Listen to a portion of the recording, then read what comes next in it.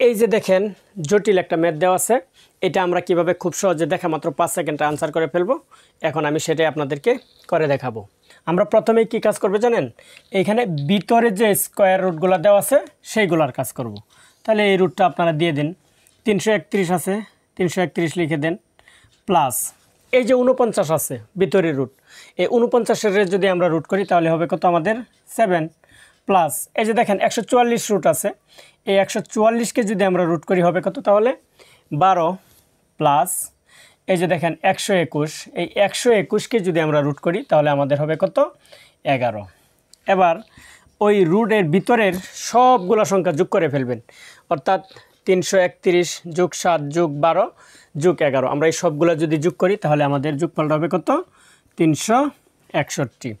এবার এই 361কে যদি আমরা রুট করি তাহলে আমাদের অ্যান্সার হবে 19, অর্থাৎ 19। এটা হলো কি আমাদের অ্যান্সার। তো প্রিয় শিক্ষার্থীরা, আপনারা যদি আগের ম্যাথটা বুঝে থাকেন তাহলে বোর্ডে দেওয়া এই ম্যাথটি সমাধান করে আমাকে কমেন্ট বক্সে জানিয়ে দিবেন এটার অ্যান্সার কত হবে।